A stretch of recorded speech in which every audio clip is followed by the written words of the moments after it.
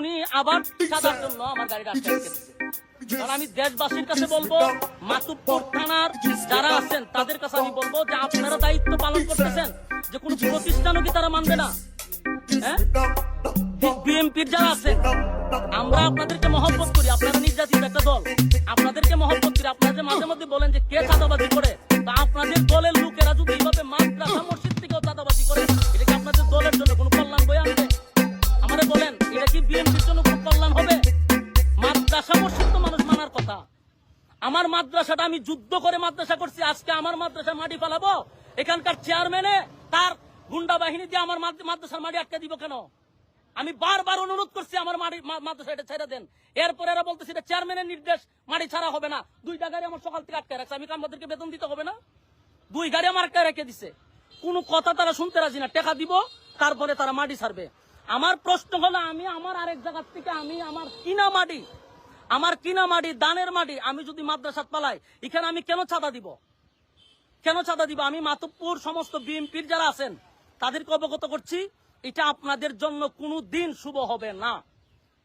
এটা আপনাদের জন্য বড় ধরনের একটা ক্ষতি হয়ে দাঁড়াবে। আমি আপনাদেরকে এটা অবগত করার জন্য বিএনপির যারা আছেন মাতুব্বর থানার, আপনাদের কাছে আমি বিচার দিলাম। আমার মাদ্রাসা মসজিদ কোনো কিছু তারা মানতেছে না, সব জায়গাতে তাদের চাঁদা নিতে হবে। এর আগেও আমার মাদ্রাসাতে চাঁদা নিছে, 20,000 টাকা দিছি, এটা তার খুশি হয় নাই, এই জন্য আমার মাদ্রাসার মাটি আটকে দেওয়া হয়েছে। আমি আপনাদের কাছে বিচার দিছি। আমি টিউনু সাহেবের সাথে ইনশাল্লাহ কথা বলছি, আমি মাতুব্বর যাইতেছি, সমন্বয়কদের সাথে কথা বলছি, ওখানকার আইন শৃঙ্খলা বাহিনীর সাথে কথা বলছি।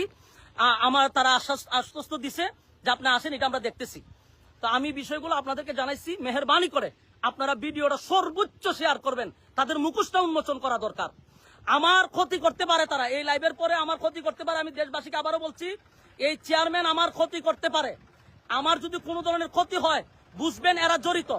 আমার পান্নাসির ভয় আছে, আমার যে কোনো সময় তারা আমার হামলা করতে পারে, আমার প্রাণের উপরে তারা হামলা করতে পারে। শাহজাহানপুর পারভেজ চৌধুরী চেয়ারম্যান ইউনিয়নের, সে তার বাহিনী দিয়ে আমার উপরে ক্ষতিও করতে পারে। আমি আগে দিয়ে লাইভটা জানাই রাখলাম, যদি আমার বিন্দু পরিমাণ কোনো সমস্যা হয়, এটার দায়ভার এখানকার চেয়ারম্যানে নিবে, আমি এখন চাইতেছি প্রশাসনের কাছে, যা করার আপনারা সামনেই আমি লাইভে স্পষ্ট বলতেছি, যদি আমার কোনো ক্ষতি হয়, এটার জন্য দায়ভার হলো এলাকার চেয়ারম্যান এবং তার বাহিনী দিয়ে এই হামলাগুলি করতে চাইতেছে। এরা যে কোনো সময় আমার উপরে হামলা করার জন্য প্রস্তুত।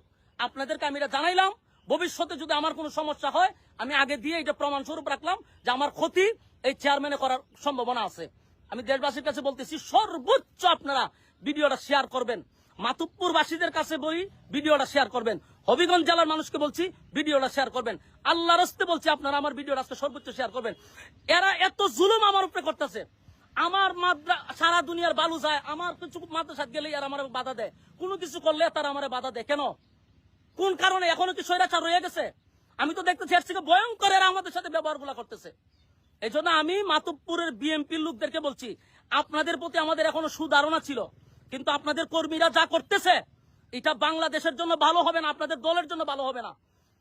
এরা মসজিদ বুঝে না, এরা মাদ্রাসা বুঝে না, সব জায়গার থেকে এদের ছাদা নিতে হবে কেন?